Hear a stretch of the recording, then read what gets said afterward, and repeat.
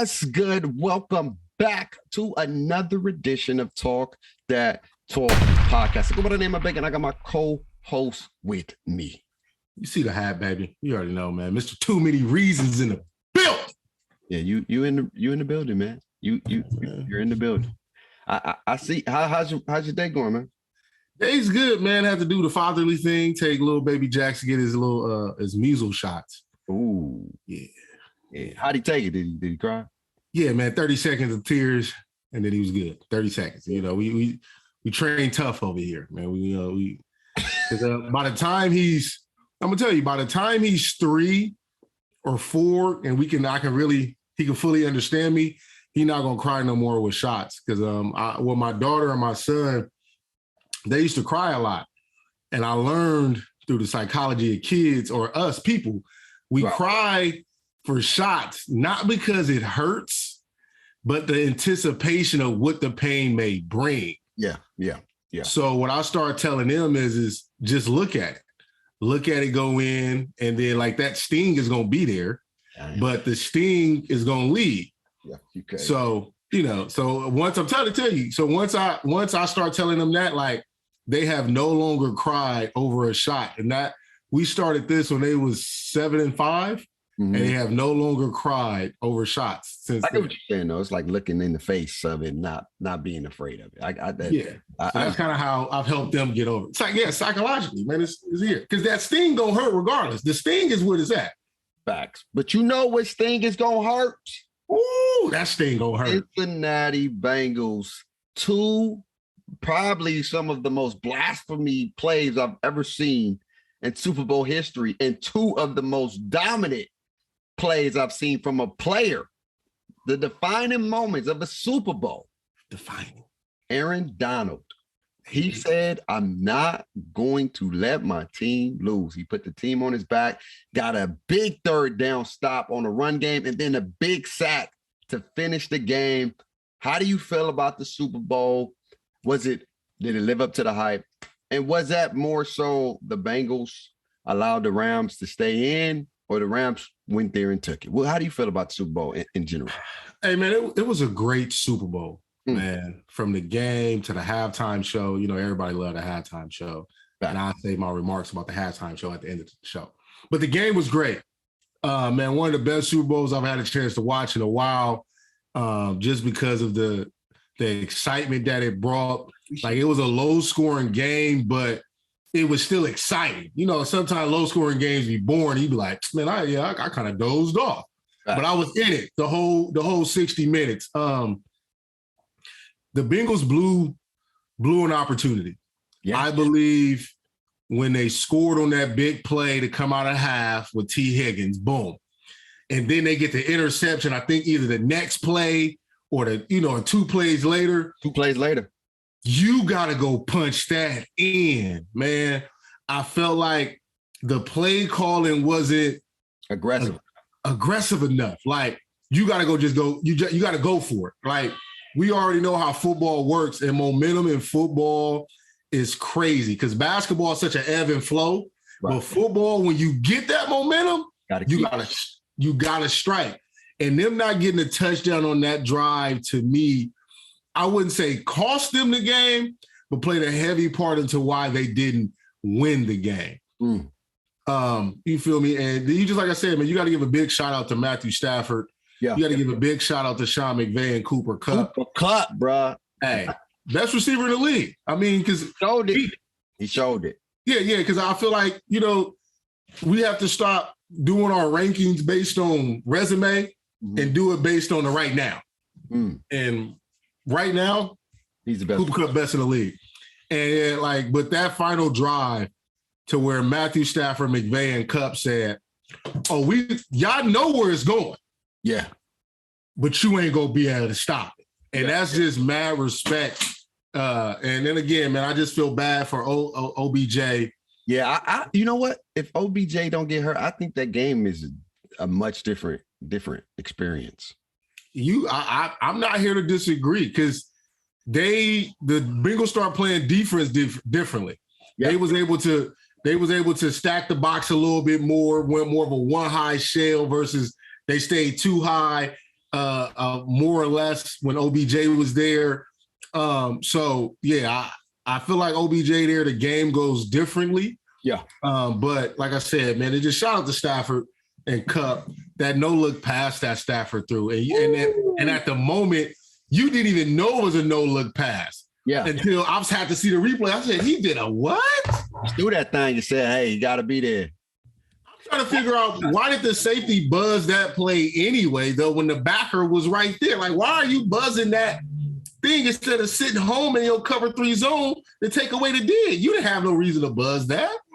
It was a little bit of both because Matt Stafford, the way he threw the ball, it's like he faked it. It was weird. It was nice. It looked like it was coming one way. It was like a curveball damn near because he threw it a certain way, but it went another way. It was out of this world. But at the end of the day, here's my thing. 2 plays. The Rams, in my opinion, I felt like they shouldn't have won because they couldn't run the ball. And if the Bengals would have controlled that line of scrimmage and continued to control the line of scrimmage, it wouldn't have been a game. But what happens is that they kind of went to pass first. Pass heavy. Pass heavy, and that's how they got them big sacks, knocked them out of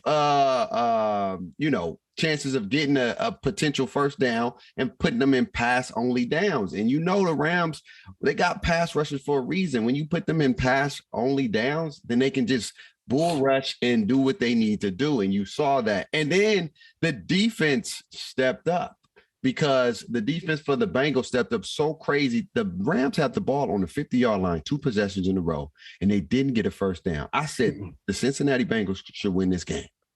Hands down, should win this game. And then Matt Stafford and Cooper Kupp put on one of the most clutchest drives in the NFL and in Super Bowl history to say, look, I don't care about nobody else. And that's what they did, and they was able to close out the show. And then you have the Bengals. They get a big play. Ramsey almost choking the Super Bowl away because they saved his butt. Because they would listen. Ramsey was getting attacked. Oh yeah. My. And but I think me and you have talked about this before at some point to where it's like, I don't think you should be afraid of the number 1 corners. I feel like they need to earn why they're the number 1 corner. Are they gonna make plays? Yes. But you should be able to trust your guy to go be able to make a play too. Because what's the point of having a number 1 receiver if I'm afraid to attack the number 1 corner? That's real. That's 1,000% real. And then the game was in Aaron Donald's hands. And Aaron Donald said, I got this.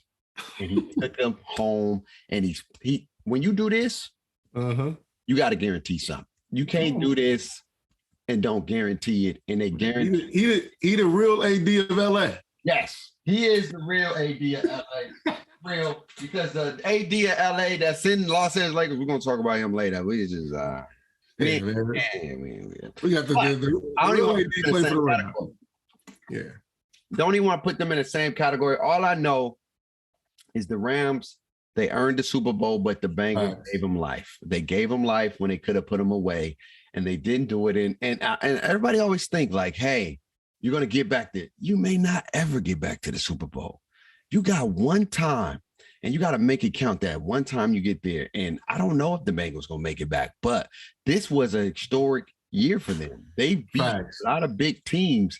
And to cap out a year like this would have been amazing. And now to try to duplicate that and get back there, they may be a team to be reckoned with, but anything changes, man. They need an offensive line. We knew that was the case. We knew Joe Burrow was gone, but they was doing okay until they got Aaron Donald mad. I don't know why you made that. Why? Because the play that got him mad is when he pushed him out of bounds, which was a legal push. It's like, why are you gonna run over there and do all that? But from there, he turned to a monster. Yes. That's what I mean. You got a dog, and you're just like, all right, bet, say less. Okay, hey, great. Hey, Raheem Morris. Shout out to him. But the defensive adjustments. They said, okay, I see how y'all doing it. We're going to do this, and we're going to let Aaron Donald. They start hitting them with all kind of different stunts from in, over, tackle, under. It was causing confusion. It was putting Von Miller with AD. Facts. sending the middle linebacker, just making the Bengals have to figure it out. Right. And once they had that, it was bad. Like I said, man, you touched on a point with that run game. Joe Mixon had 15 carries for 72 yards. That's effective.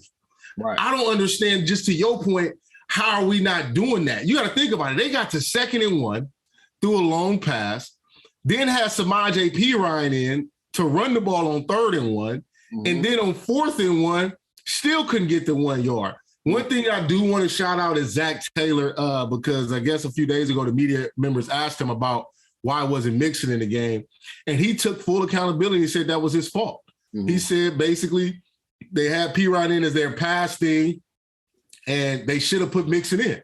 He was like, you should be going out with your best players. Yeah. And so, like, that kind of stuff right there shows a mature head coach, and that kind of stuff just, like, it allows for your locker room to respect you, because it's like, you're willing to take that. You're not going to say, well, it's better because we know how coaches are. They tend to shy. Yeah. They shy away from that. They don't shy away from that, like, that blunder, like, damn, yeah, I should have had my best player in the game at that time. They'd be, they're trying to, well, I made the call, was the call. I felt, nah, bro, like, it's okay to admit that you blew it. Right. It's okay. Exactly, man. So overall, man, a great Super Bowl, great halftime show, dope.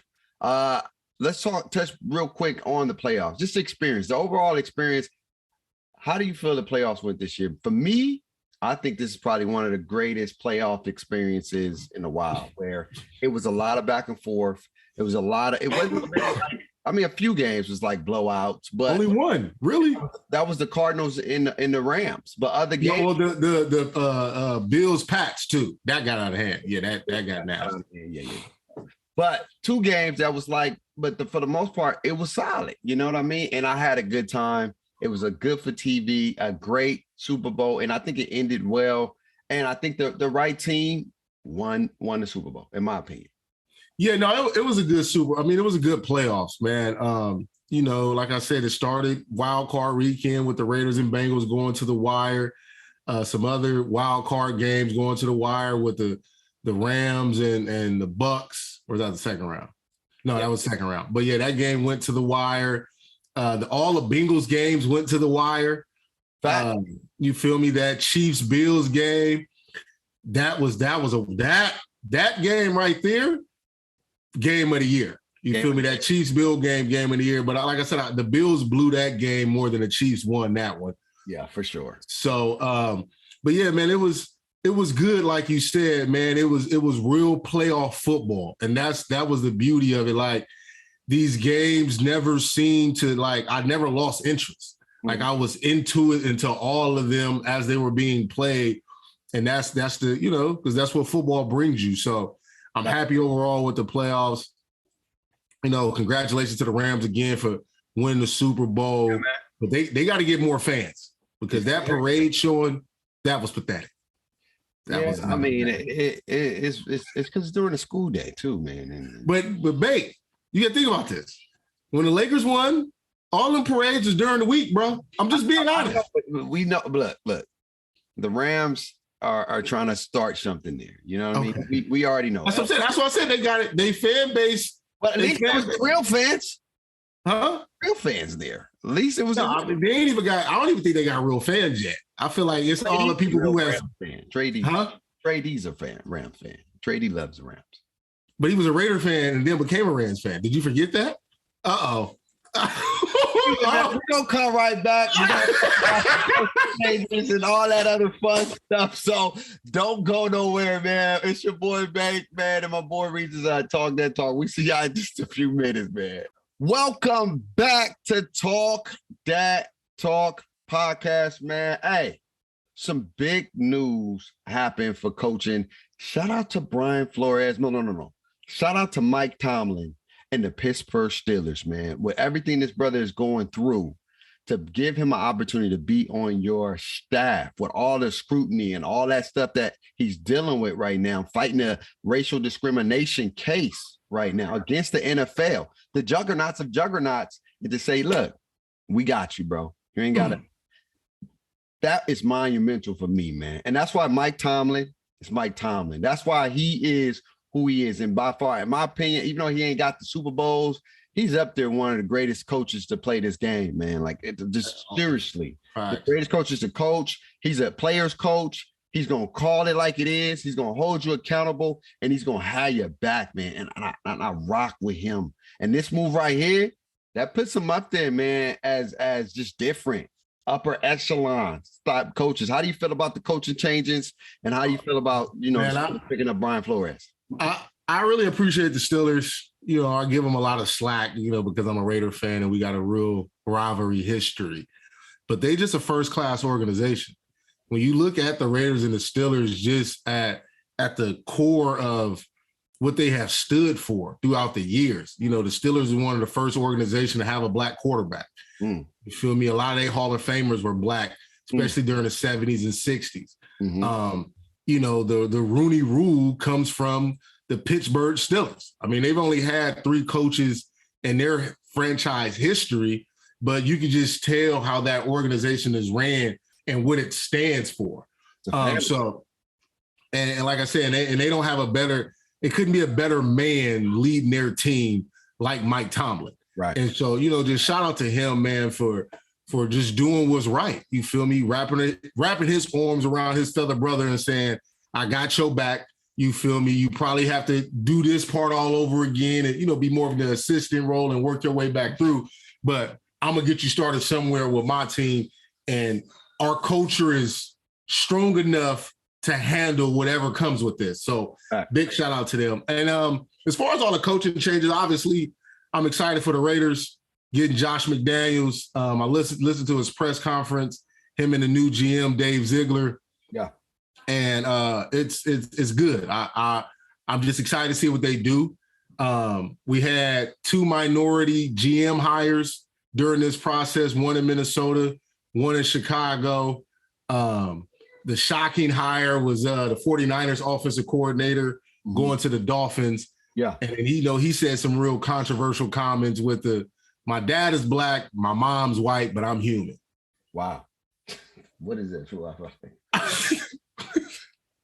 It baffles me that you even got to make that comment. Like, but that's because that's when he got hired, the world was like, oh, there's a minority hire. I'm like, what? And so when he had his press conference, that's what he said. My dad is black, my mom is white, but I consider myself human.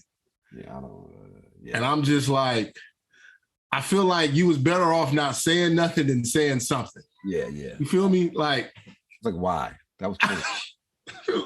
It's like, why? It's like watching WWE. You see people going to an event to Saudi Arabia to not even have a match. You'd be like, why did you even send them out there? They ain't even wrestle.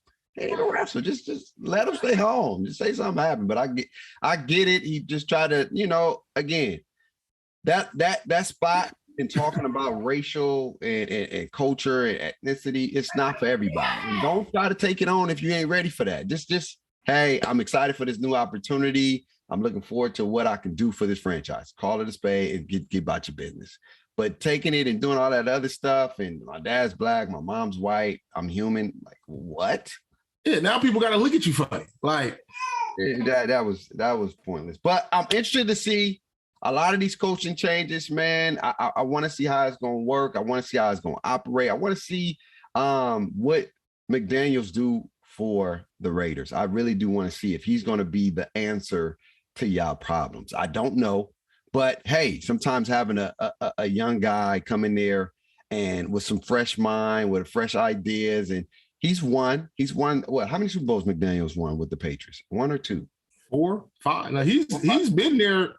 He's been there for a while, right? This is first or second head coach job. I thought he is second. He left with Denver. He went to Denver, but he was there early when he was there. He was there part of the first 3. Okay. And then I think he missed one. So he probably got 5. Yeah, because he left and he didn't do too well in Denver. They got rid of him or whatnot. But hey, get a second chance, man. Hopefully. But I'm saying that's a part of the press conference. And he said his biggest mistake in his first head coaching stint was not connecting with the players more and being more relatable. I know why?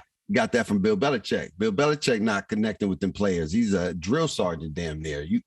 It's crazy because people always say when they play in New England, it's like a drill sergeant school. It's like prep school. It's either you need to do this or you ain't playing. And I mean, that's why they won 6 championships. I mean, it works. So if it works, don't change it. But some players love to be able to connect with their coaches. They love the ability to, But you have to be, at the end of the day, you got to be you. Mm-hmm. You can't leave Bill Belichick being Bill Belichick. Right. That becomes a problem. You feel me? Like, as long as you're you, right? You're authentic. Yeah, be authentic. If you are a drill sergeant, normally players are understand and respect that because that's you versus you're not a drill sergeant. Be like, oh man, well, this works. So I guess I need to do that. So right. Because it makes sense. It's like it does.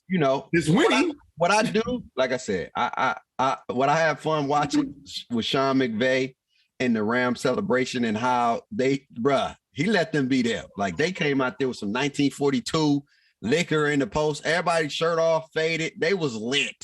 You know what I mean? And you don't see that much from head coaches a lot. You see a lot of head coaches chilling, they enjoying it. But that's me, babe. I'm trying to tell you, when I make it, people, I'm gonna change the narrative. We're gonna be lit. I'm gonna be professional. But the press conferences is gonna be lit. I'm gonna call it how it is. I'm gonna say how it is. You call me out, I'm gonna call you right back out.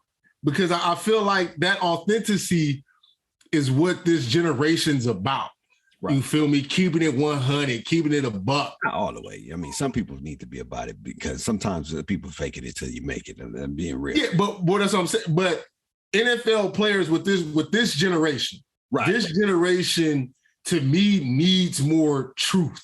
Right. You need honesty. Real. Keep it on. You need more honesty. You feel me? Because you look at this youth movement and how they're so outspoken and how they're not just sitting back, just taking whatever. They're really about speaking up. And so to me, you got to roll with how this generation is rocking for you to really garner that respect. And once you garner that respect, everything rocks. Yeah. No, I feel that. But it's going to be interesting to see, football about to go on hiatus for a little bit. The draft is coming up. Oh, man. We got college. It's going to be interesting to see, man. This is like, it's getting into that dry period soon. But it's all good. That's how sports. You need a dry period because it's summertime. You're supposed to spend time with your family, go on vacation. I know. I don't want to. I feel you, man. But what we about to talk about when we come back, man, is somebody that continue to go on these vacations, and it's not by choice. It's by chance, I guess. AD out again, man, and the Lakers' problems. We'll get into it when we come back, man. Stay locked in to Talk That Talk podcast. We'll be right back. Welcome back, Talk That Talk Nation, man. I'm hurt. My neck. What's that? Friday. Remember Ezel? He always would be hurt, or he used to. My neck, my back, and my neck. And I won't sue it. He'd be like, get your butt, bruh. AD, man. That man has the worst luck. And you know what I'm thinking is? This is what I think it is. When you play to not get hurt, you get hurt. And I think that's what AD's doing. Instead of just going out there hurting, not hurting, but instead of just going out there and hooping, right, and playing, right, he's going out there with the mindset, I don't want to re-injure this. I don't want to hurt this. So that means it tells me that he's not going fully hard or fully 100%. It's like, my bad. But he's not going 100% to a degree. He's doing enough. And when you're barely doing enough, you're more likely to sustain the injury. And the injuries he's been sustaining, it's like, damn, bro. Like, what's going on? Like, are you taking care of your body or just like I don't know. What do you think about AD and his ability to stay healthy? And what does that mean for the Lakers moving forward, man? So, people brought up AD's injury history prior to the Lakers getting him, right? Right. And when you looked at it, he never really had nothing major. I feel like his injuries was just like basketball injuries, a sprain, because Chris Paul just had a sprain or experience of a sprained thumb. So he had like a sprained thumb. In New Orleans, he had like a sprained shoulder, so certain things, they just kind of happen, especially, if you look at his body frame then compared to now, it's like he didn't grow up. He in his man body now. Right. And so with the Lakers, I think last year injuries was more or less because how quickly the season turned around. I feel like, with his body being the way it is, the season ended in October and they played again in December. I don't think his body had enough time to rest. And people are like, well, he had 4 months off. But that bubble, people understand the bubble was a whole different world.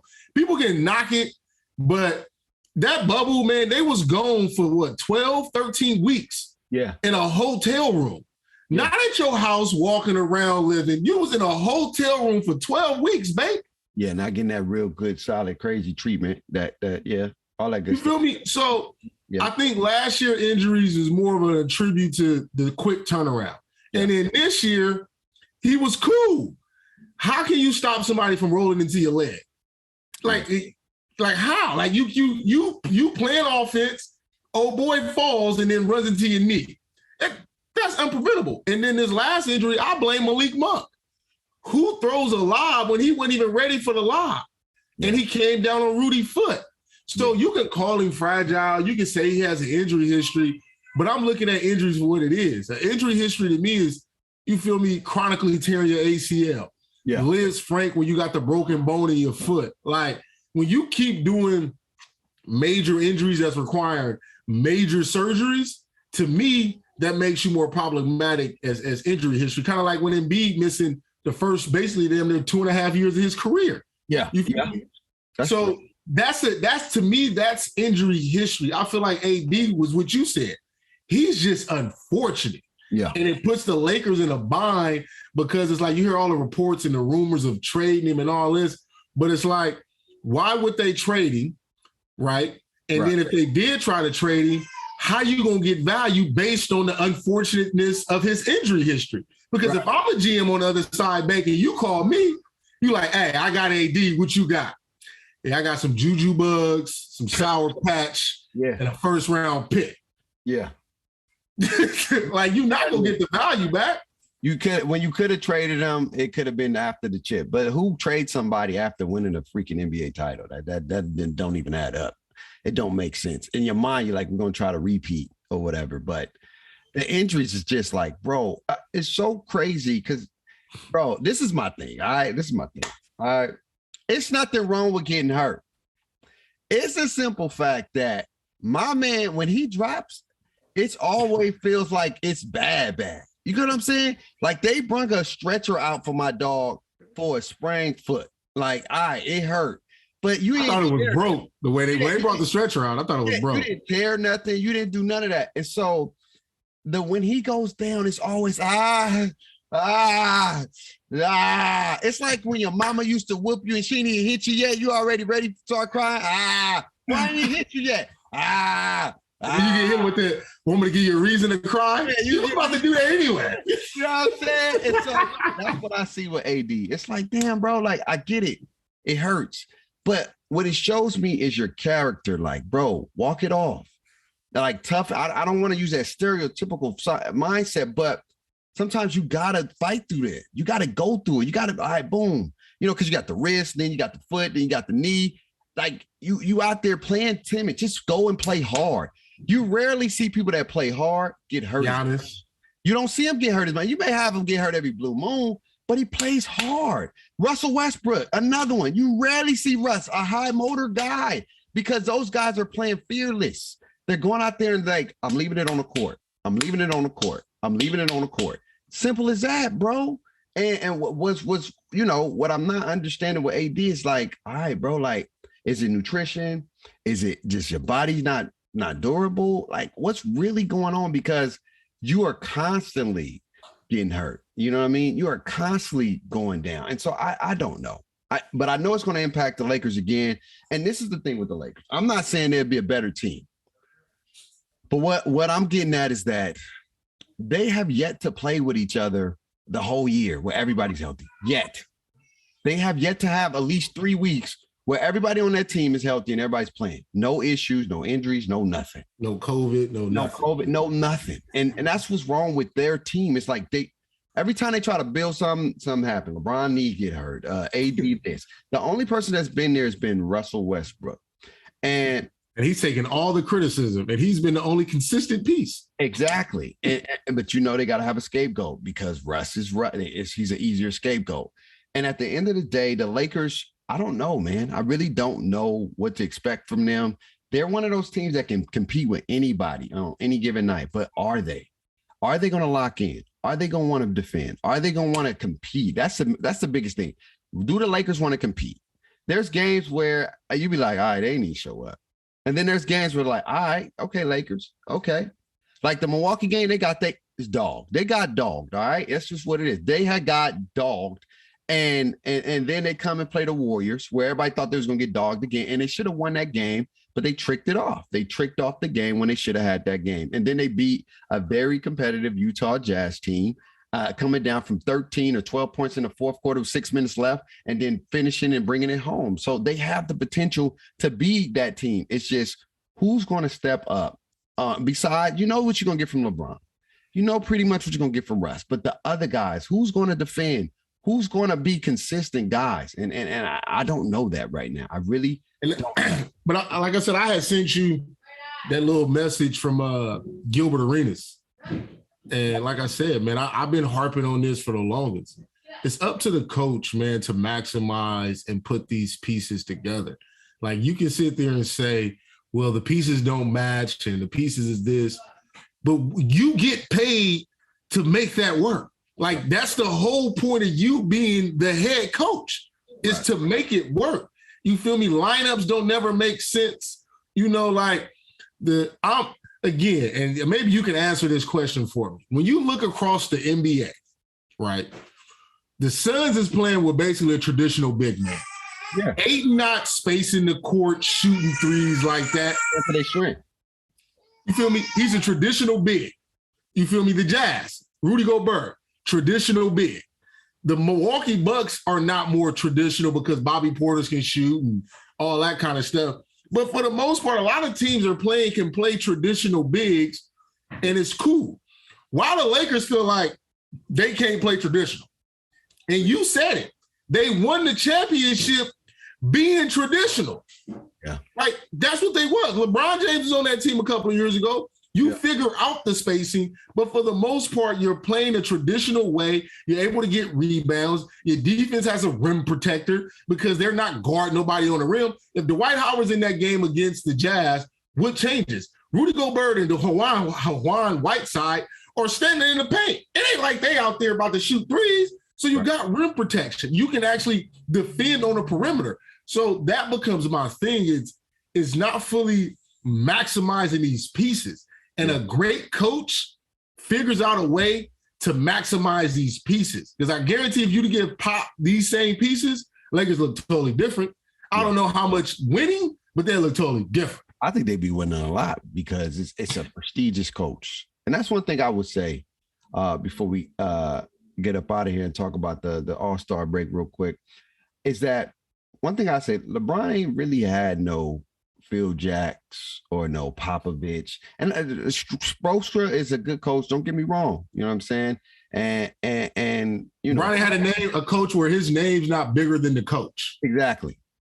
And I would have liked to see him have one of those coaches just to see. You know what I mean? Because I know the stigma with LeBron is be like, yo, you can't coach him. It's his system. He's going to do what he want to do. And I don't think that's all the way true. I really don't. I really don't think that's all the way true. I think that it could be some truth to that, but what superstar player don't want to have a specific coach? Like Mike had specific coaches that he liked more. And then when he got Phil Jack, that was his best coach. And I think even when Mike retired, it was because Phil Jack was leaving and people was about to leave. So he retired on top. He said, look, I ain't about to do this. I'm 30 some years old. I'm not about to try to play with another coach. I'm good. If Phil Jack not here, then I'm done. If my people not here, then I'm done. And he knew they wasn't going to be there. But, you know, everybody always say Mike level because he was done. Nah, Mike was strategic. He was smart. He was still – because if he didn't miss the game, he would have never came back at the age of 40. He would have never came back to try to play again. And so I think having your coach that works best with you and your style and use your talents and use your strength is what a lot of players want. It's like your dream boss. Who don't want it? This is my thing. I always get mad I get disappointed in people. Like, you want it your way when it comes to bosses, when it comes to relationships, but you want everybody else to just deal with it. What? They just got to deal with the circumstances. No, you just deal with it. You deal with it. You need to toughen up. But when it comes to you, you can talk about your boss. You can talk about your job. You can talk about all this stuff. But then when it's somebody else's, they got to deal with it. I don't find that fair. I think Bron, he knows his strengths, he knows his weaknesses, and he want a coach that's going to optimize his skill. That's it. And challenging him to be better, but that's here nor there. We're going to see what the Lakers do. I really don't know. It's just, I don't know. It's tough, man. It's tough being a real Laker fan. I just feel like that's what the difference is. Yeah. You're a real Laker fan versus a LeBron Laker fan. Oh. Okay. Yeah, when you're a real Laker fan versus a LeBron Laker fan, it hits differently. Okay, man. Dang. Back okay. Man. There you go. What up? What up? Yeah. What's up? He's a real Laker fan. Yeah, I know, huh? You Laker fan. But anyway, man, before we get up out of here, who you got in these competitions, man? You got some good studs. I don't know who's in the 3-point contest. I know you got Jalen Green, Toppin. You have Anthony, and then who else?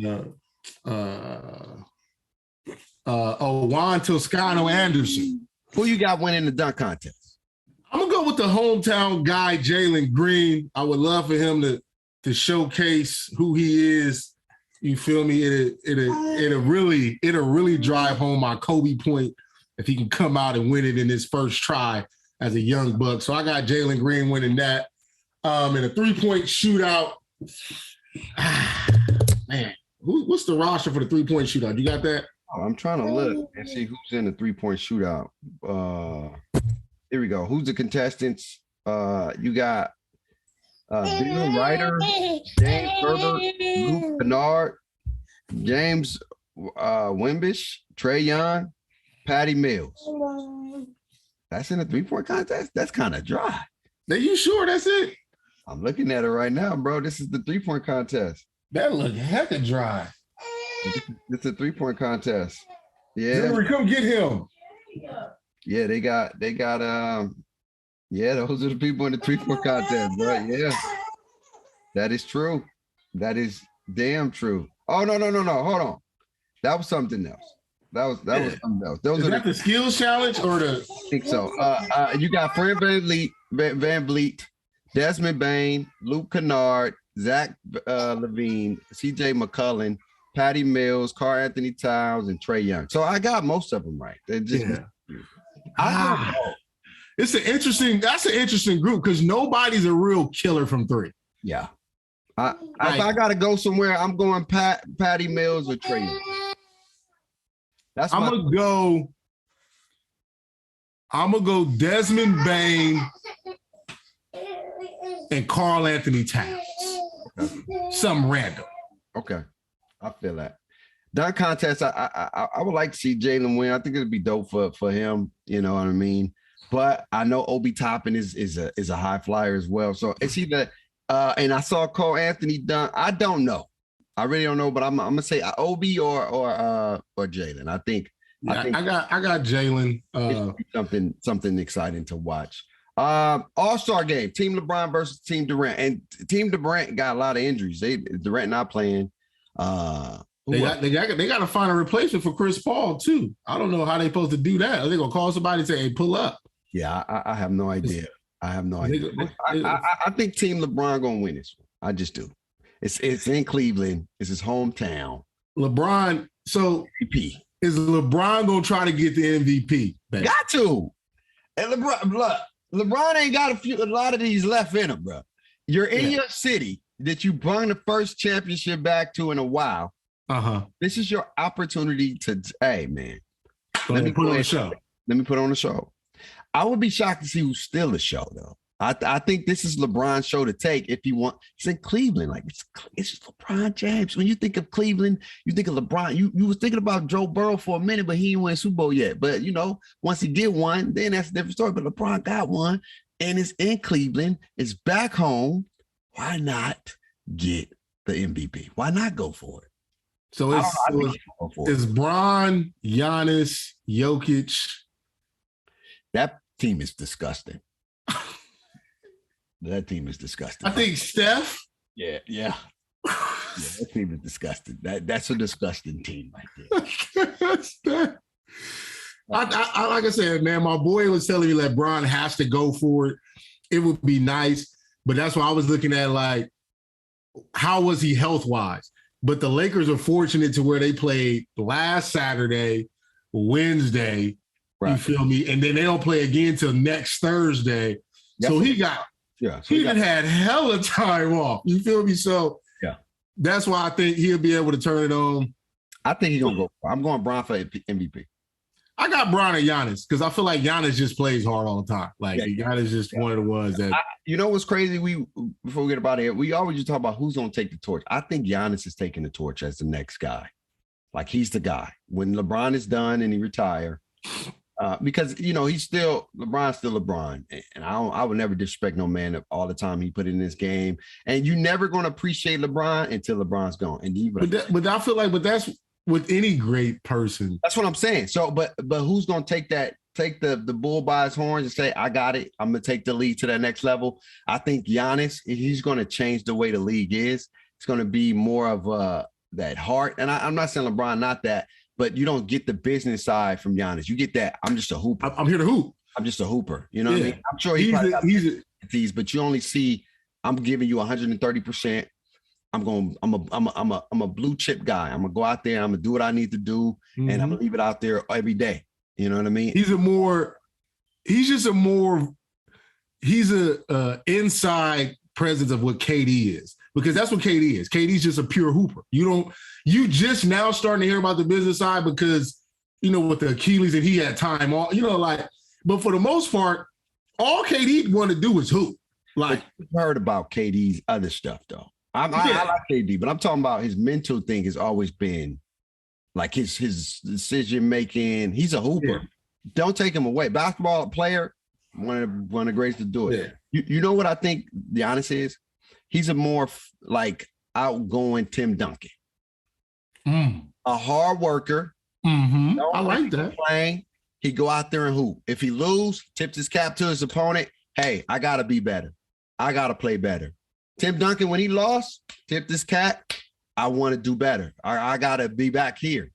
But Tim Duncan was quiet. Giannis is a little bit more outgoing. A little bit louder. But they don't give you grit. Now, game-wise is different, of course. Tim Duncan is Mr. Fundamentals. There's no, but I'm talking about as far as like temperament. Their temperament. Yes. Yeah, I know. That's a great comparison, bro. I can rock with that just because they're business-like during basketball season. I'm showing up, game in, game out, barring any injury. I'm going to give you 110%. Right. And because it's my team, it's my fault. It ain't nobody else. It ain't exactly. And I love and appreciate that. And that's why, Giannis has grown on me, because at first I felt like he was shying away from this stuff. Right. Now it's like, nah. Give it to him. So.